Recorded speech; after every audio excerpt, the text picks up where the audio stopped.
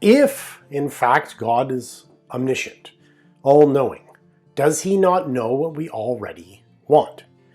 This is found within the Baha'i writings, but here I chose other dispensations long in the past to explore. What is pertinent here is the state in which this is being done. That prayer and service should not be done for others to see what you are doing. Rather, they are to be done in a spirit of humility and sacredness, in a relationship with the divine. It says here that your Father knows what you need before you ask him. Now, of course, the question is, then why is it that we are carrying out this process of what's called petitionary prayer? The asking from the divine court what we hope for within this world.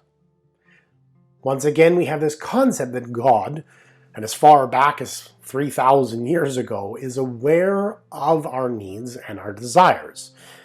The saying is not hidden, all my desires are before you. So what is happening here? What is the process, or what is the purpose of the process of reaching out? I will offer two quick thoughts. The first is that it is natural for one who is, if you will, impotent, to reach out and beseech aid from that who has power. It is not a demeaning aspect. To reach out and ask for help is not somehow a lessening of a person, but a recognition of their own status. That reaching up one's hands to their parent, a child is not declaring their powerlessness, nor stating that the parent does not know what the child needs and longs for. It is a natural expression of the human heart and mind. This is a theme that's going to reoccur multiple times. At the same time, there's something else that happens. That when one is supplicating to the divine court, to the beloved, to the friend, this causes the requests to be assessed.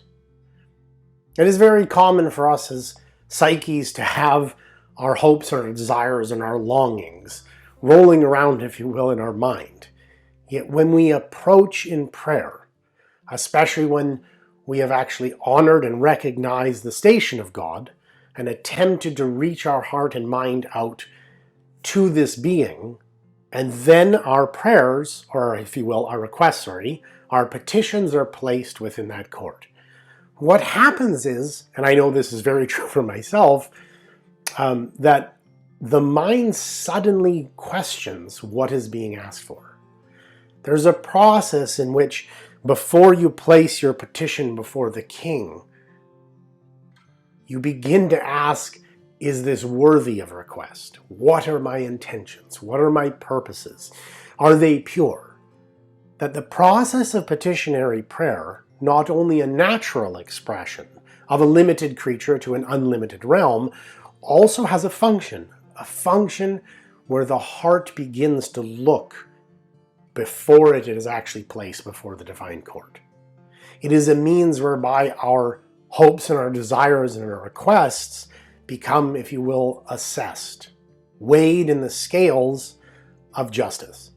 Is this something I should be asking for? When they rattle around only within the head, that can happen. But if you will, you're thinking of what you are going to ask for the king, and right before you enter into the court, there's a natural sense in which, should I really be doing this?